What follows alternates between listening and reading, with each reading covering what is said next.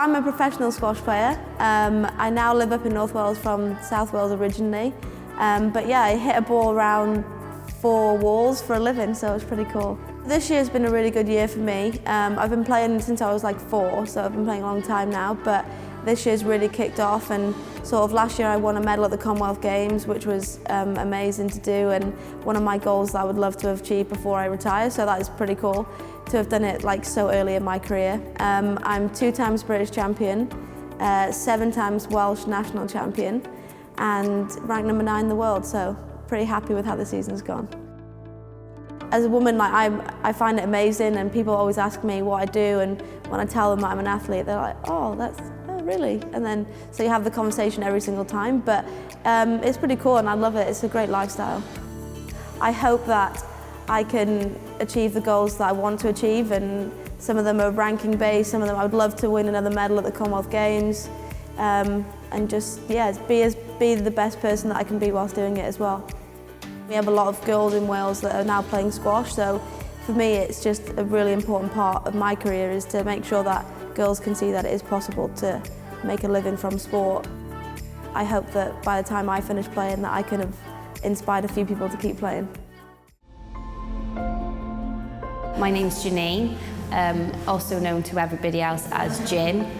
I own the Now Wellbeing Centre in Penarth, and it's all about women coming together through health, through fitness, through beauty, through counselling, through massage. It's basically a whole being place. I was diagnosed with a rare autoimmune disease called vasculitis. My body attacks my blood vessels. I was left with lesions all over my lungs, and they said that I'd never recover from that.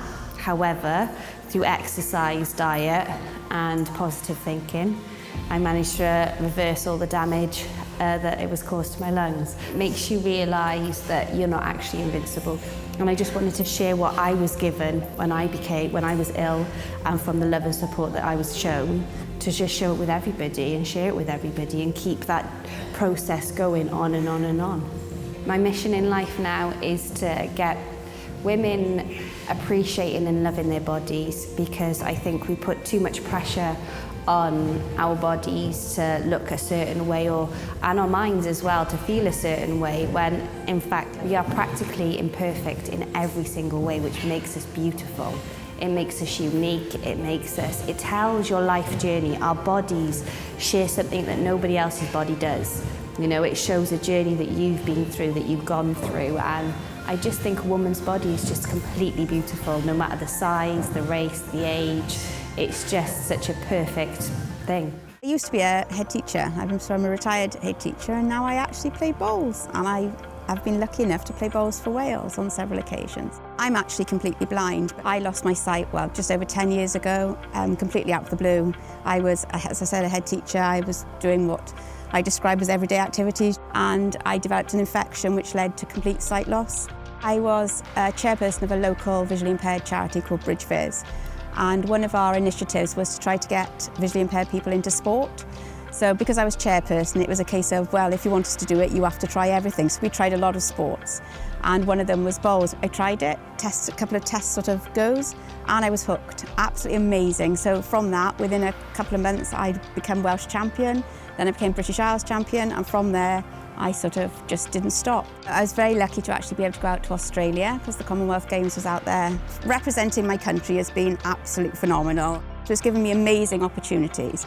It's also something that I would just encourage anybody to do. I go around schools and speak to children, and I say the same thing. You know, there's no such word as can't, it's I can. I have no sight at all, and yet I'm competing for Wales, and I'm doing these things that I didn't think initially. If you told me before you'd do that, would you have thought, no, I wouldn't. I just think nothing is impossible, and I think just try something.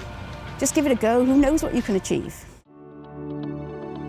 It's a ladies only gym and it's just a very, very special place. What we created was something super special, a family-like environment, and our clients are people that are amazing people but are intimidated to go to a normal gym. They need a little bit of extra love, care and attention, and that's exactly what we offer. I've always been into sport, since I was a kid really. I was very sporty in school, used to love running and netball and hockey and everything really. I had a massive car accident in 2002.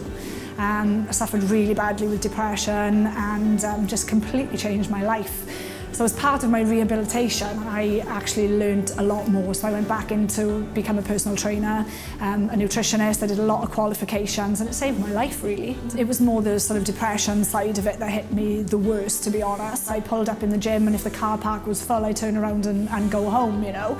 And I was someone that had always been fit, always been healthy, loved the gym.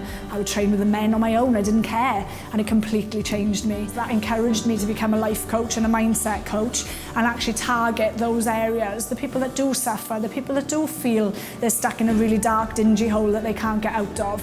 And that's the part I love. I was in such a dark place myself at some point and never want anybody else to feel that way. And if I can help them feel better and help them lead a fitter, healthier, happier life, that makes it for me.